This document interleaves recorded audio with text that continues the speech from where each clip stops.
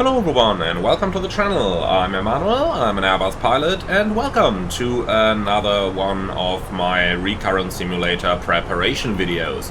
Today we are flying in the North Atlantic, and this is going to be a North Atlantic specific scenario. As long-haul pilots we do regularly practice those, since procedures in the North Atlantic airspace can sometimes be a little different from what they would be in other parts of the world, and this is going to be one of those scenarios.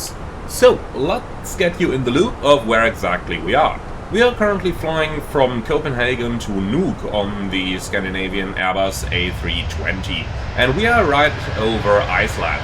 We've just enjoyed a fantastic view out of the window while enjoying our meals, but unfortunately we're gonna get disrupted over here.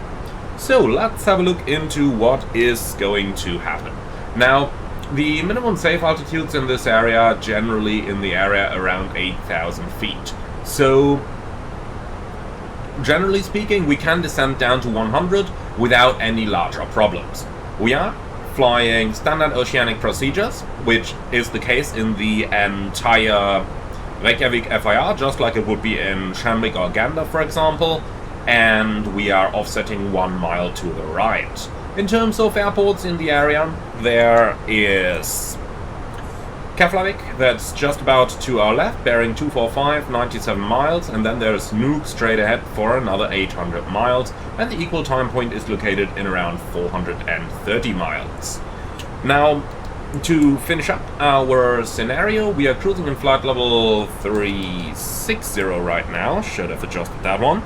We're cruising in flight level 360, and we have already decided that Keflavik is our diversion airport in case that anything would happen right now. Finally, to round things off, let me give you guys a little introduction into contingency procedures for the North Atlantic before we're going into this scenario, just so that you are going to be able to follow along in a little more coordinated manner than just watching. Now, let's go ahead and have a very quick look into the NatDoc 7. That's basically the Bible of North Atlantic flying. Namely, we are looking into page 93, which is the special procedures for in-flight contingencies in oceanic airspace not related to weather. Now, generally, of course, always attempt to get an ATC clearance when anything happens. However, there are some failures where you may just not have the time to get an ATC clearance, amongst others the engine failure in cruise. Now, when such a failure happens, then you'll be flying along your route and you are no longer able to maintain your level. What you're always going to do in any case is to attempt to get an ATC clearance, maintain the flight level if able, or minimize the rate of descent, maintain visual and ACARS watch, use the ACARS, which is really TCARS, in RA mode unless aircraft operating limitations dictate otherwise, turn on exterior lights, and when able alert other aircraft on 121.5 or 123.45. Now, when a failure happens, turn off at least 30 degrees to either side. So in our case today we are slopping 1 mile to the right, but nonetheless the alternate airport is located on our left, so we are going to turn left if something happens, and then go 5 miles offset. Once you are 5 miles offset, you can establish a descent, and once you are below flight level 290, so out of the North Atlantic high-level airspace, then you can initiate the diversion to your alternate airport. Now, this is all assuming that no ATC clearance is available. If an ATC clearance is available, you are going to follow that ATC clearance. So that's our procedure in case something would happen, which is of course never going to be the case in your recurrent sim. Alright, so here we are, 1 mile right offset, a little bit of weather on our way to Keflavik, there is our alternate airport, and that's it.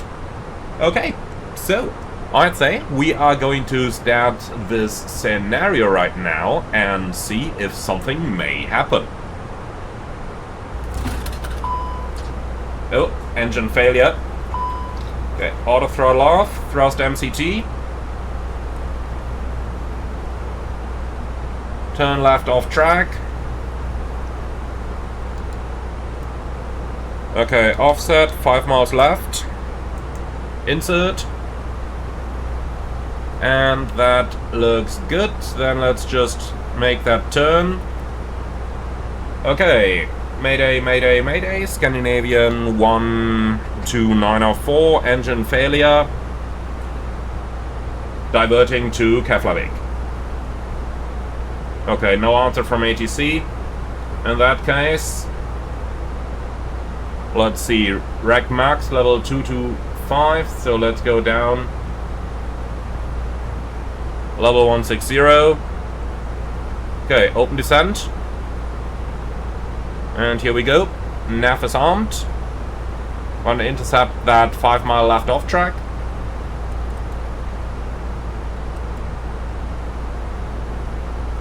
Interesting how the Phoenix doesn't do it. Okay, so green dot, nav is armed. Turning onto the off track, ecam actions. So engine 1 fail. Engine mode selector, ignition. Engine mode selector, ignition. Thrust lever 1, idle. Confirm, number 1 confirmed. Idle. If no relight after 30 seconds, those are already over. Engine master 1 off. Confirm. Engine master 1 confirmed. Off. Okay, engine is secured. Come on, Phoenix, don't mess this up. You're supposed to intercept the off track.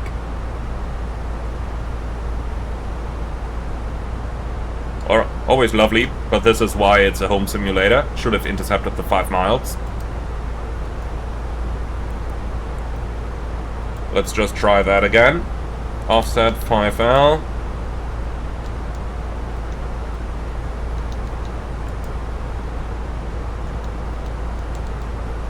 Okay. Clear. Nav.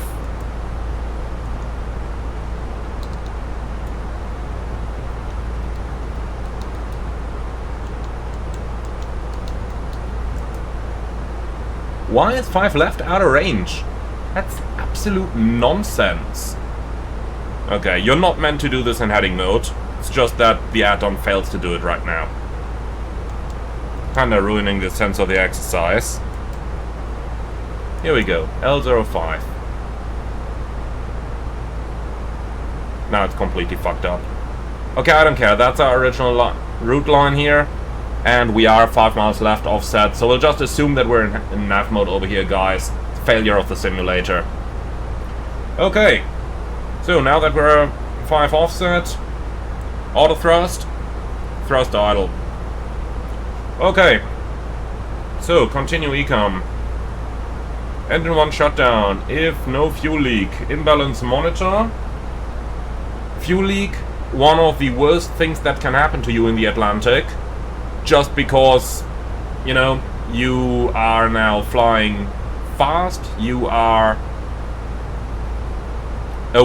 far away from any airport, and if an engine fails, always a chance that it may include a fuel leak, but this is actually looking quite good right now, so we do not have a leak. Okay, TCAS mode selector TA, TCAS mode selector TA. Okay, clear engine 1, clear engine 1. Okay, engine 1 failed. If damage or if no damage.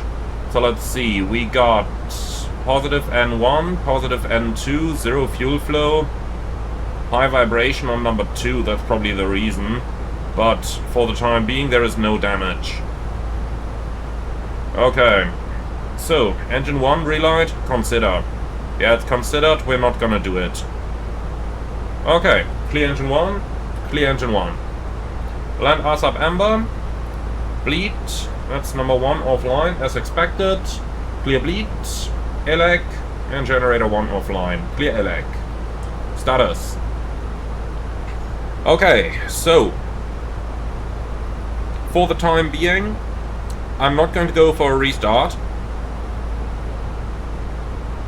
So that's basically it. Alright, so we are now clear of anything. We're still assuming that we're flying 5 miles left off track.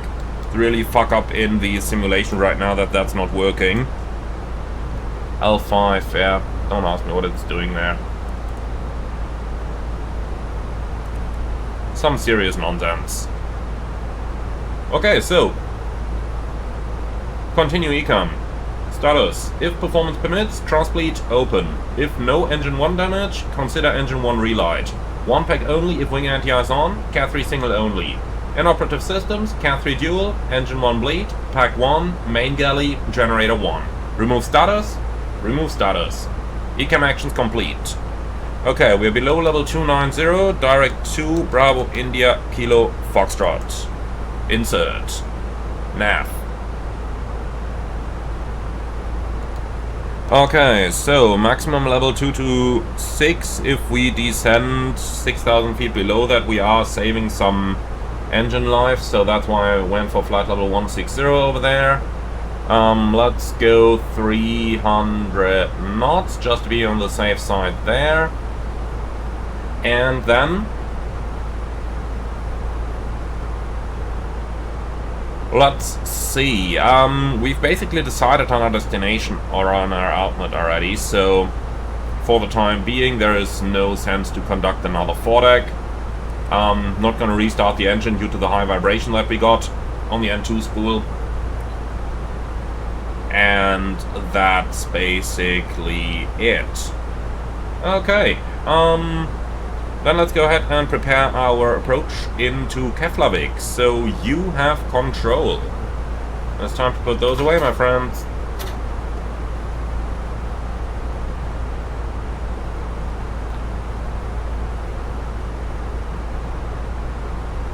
Okay, so Phoenix, how can we... Looks like we're gonna reset this. So destination Bravo India Kilo Fox. Approach runway 19 is gonna be in use over there. With an Isla Zulu approach via Nerco. That sounds good to me. So, flight plan. New destination Bravo India Kilo Foxtrot. Insert. And for the arrival, ILS Zulu runway 19. Insert. Or actually, tell you what, let me quickly reinsert that with the via Nerco.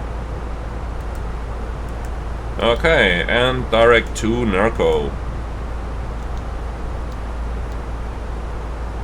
Okay. So, let's go ahead and get ourselves the weather.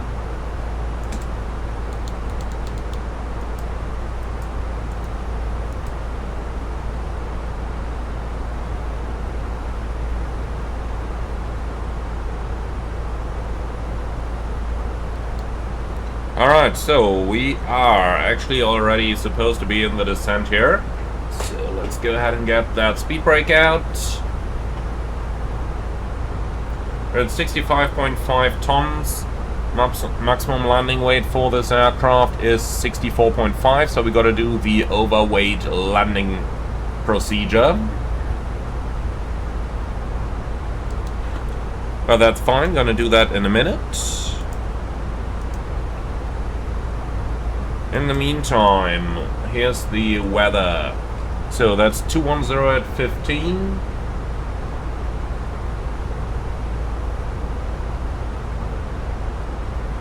The temperature is 12 degrees and the QNH 1015.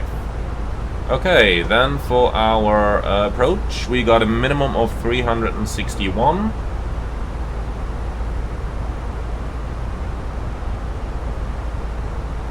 Since we're overweight, yeah, well, we'll see. Let's have a look into the overweight landing procedure, and then let's also continue our descent down to 10,000 over here. Okay, descent, speed.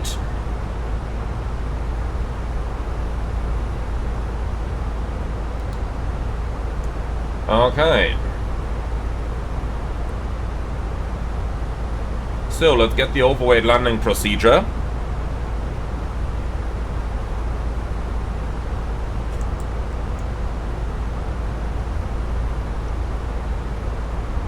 That's on page 100. Okay, so overweight landing procedure. Use config full for landing unless specified by abnormal procedure or limited by landing performance. Land distance procedure apply. We assume that we've done that because I can't use the landing performance calculator in here, otherwise it tends to turn off my engine master switches and I don't want to lose the second engine here. So that's just simulator limitation. Okay, for approach, pack 1 off or supplied by APU, pack 2 off or supplied by APU, and since we only had an engine failure, no engine damage, let's go ahead and start that APU. Okay, then, if landing config other than full, use 1+F for go around, speed at runway threshold VLS, minimize vertical speed at touchdown. For landing, increase flare height, use maximum reverse as soon as possible, apply nose wheel, after nose wheel touchdown, apply brakes as necessary. When landing completed, brake fans on, and that's the overweight landing procedure complete. Okay, so we are going to supply the packs by the APU. And then let's descend down to 3,000 feet, set QNH. And QNH 1012 is cross-checked. Okay, here we are on profile. Manage speed.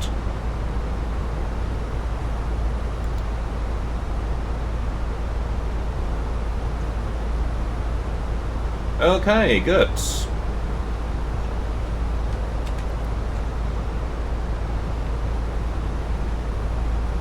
So, brakes is necessary. For that I am going to use auto brake low.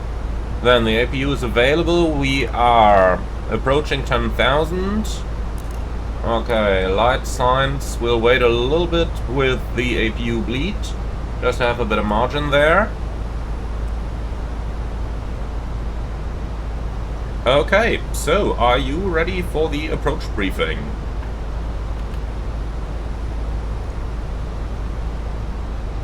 Don't need that checklist. Okay, so we are inbound to Nerco for an ILS Zulu approach runway 19. The minimum safe altitude. Oh, let me get the the speed brake out again. Minimum safe altitude for the approach is basically 4,000, and the minimum is 361. The go around is straight ahead and 3,000, and extra fuel and time. We have 2 hours and 45 minutes. Okay, now the approach is going to be flown with flight director guidance and config full single engine. Auto brake low, maximum reverse is going to be used, and we are going to stay on the runway and have the emergency services inspect the aircraft. Apart from that, I've got nothing special or non-standard. Well, non-standard is the engine out, so in case of go around, all standard. I'm going to do config full approach over here, and that's pretty much it. Do you have any questions? No? Alright. Cool, so we are all set up. Now I'm gonna send you onto the terrain display over here, because the approach is mostly over water. However, the MSA is a little higher than just the standard 3,000. 4,000 all around, because of high terrain down there in the missed approach sector. Okay, good. So, engine anti-ice on. And then... So, for the approach, packs off or supplied by APU. APU is on and APU bleed on. Now, let's have another look into the status page here. If performance permits, cross bleed open. Yes, performance does permit, so air cross bleed open. And apart from that, consider relight, one pack only if wing anti-ice on, Cat 3 single only, in-up Cat 3 dual, engine 1 bleed, generator 1. None of that is a problem. Okay. So that was fairly easy. So let's go ahead and start configuring the airplane for the approach here. Flaps 1. Speed checked, flaps 1. Why is the speed target going into the red band? What is Phoenix doing here? Yeah, not the completely perfect simulation here.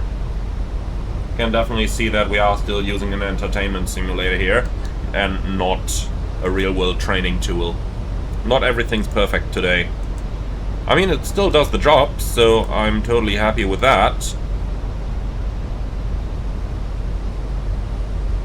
Okay, we are below the glide.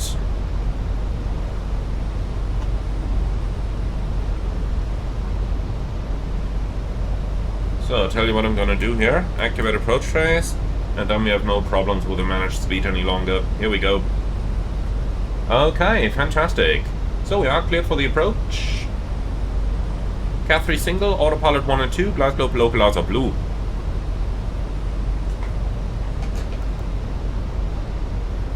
Speed brakes not needed any longer. Another quick check at the fuel. But that looks completely fine. Definitely no fuel leak, which would have been relevant for any possible go-around planning. Setting. Your altimeter setting is fine. Altimeter setting. It says 1015 down here. Let's just recheck. I thought it was 1012. Nope, it's 1015. Okay, good job, Ross. Set QNH. QNH 1015 cross-checked. Complete. Okay, approach checklist.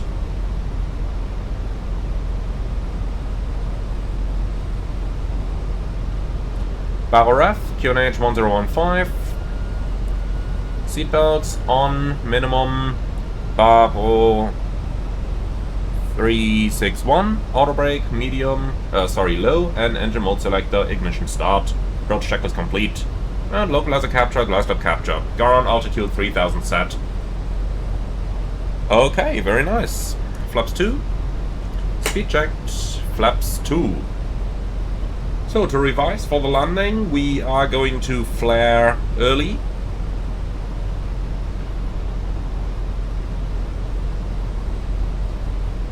What are you doing? Page 100. Okay, so speed at runway threshold VLS, minimize vertical speed at touchdown. And since we are using config full, we can use standard config 3 for the go around. Okay. Hi, flight deck. The cabin is now secure for landing. Thanks.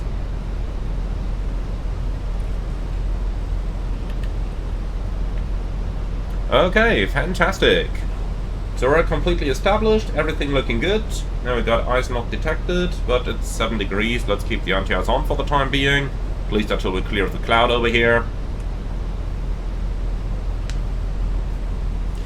Now, flying an approach from a single engine, it's always a good idea to take over manually a little earlier than the very last moment, just to, you know, get that bit of airplane control and get that feeling for the way that your airplane behaves, especially when you do thrust changes.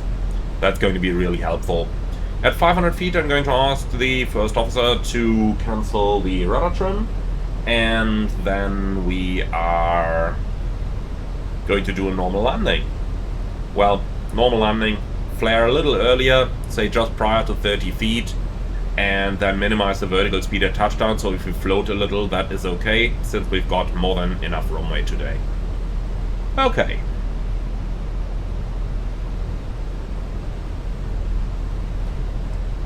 So, there is our runway. Then let's go engine anti-ice off. Off. And gear down.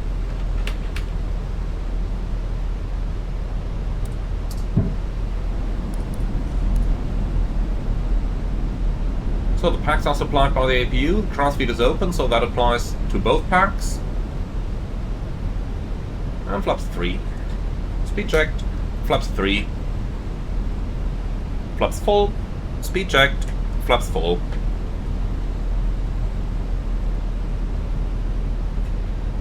Landing checklist, ECAM memo, landing no blue, landing checklist complete. Alright, so I'm going to wait until the airplane is completely stabilized here. And then, once it is, we will disconnect the automatics.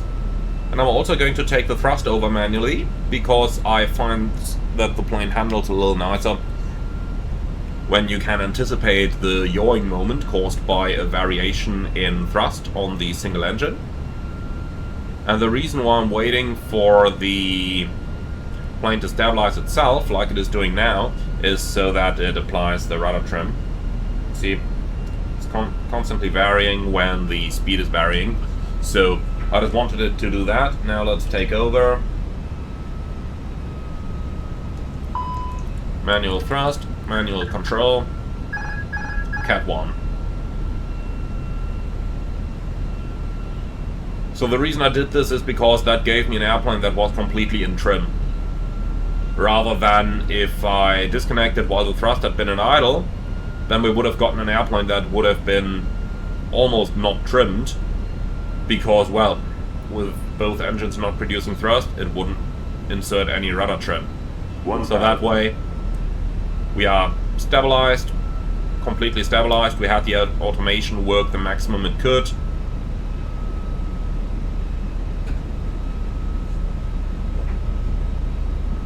And that's it. Approaching 19. That's checked.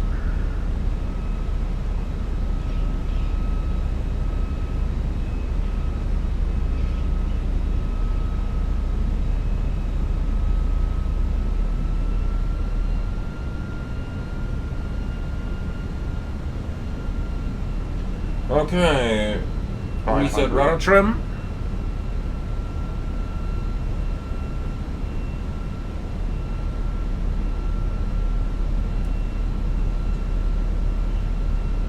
Land. 100 above. Checked.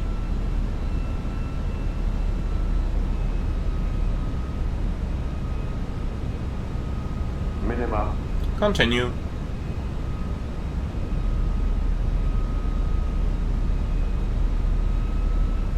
$100.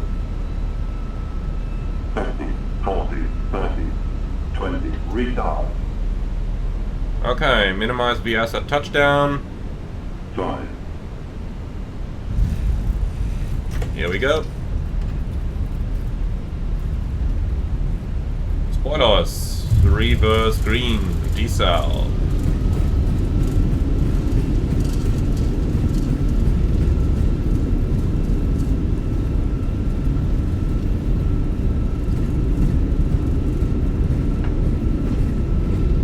$70 knots.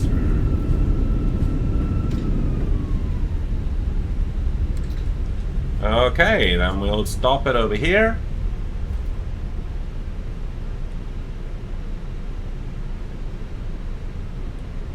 Alright, airplane stopped, parking brake set, and brake fan not installed. Okay. Well, so that's it, guys. Welcome to Keflavik. Do hope you enjoyed this. As you can see, it's not all that difficult. The main challenge is to get your airplane off the North Atlantic track, and that applies even if you're not flying on the OTS, but if you're flying a random route as well. So the main challenge is to get the plane off the track and not go below green dot speed. So most important, when the engine goes out, immediately disconnect auto thrust, set the thrust levers to MCT so that your engines are giving you maximum thrust, so that you minimize the loss of airspeed while you're up there in cruise. And then as soon as you are getting off track, open descent, but without auto thrust, so that your remaining engine stays on MCT to minimize the rate of descent.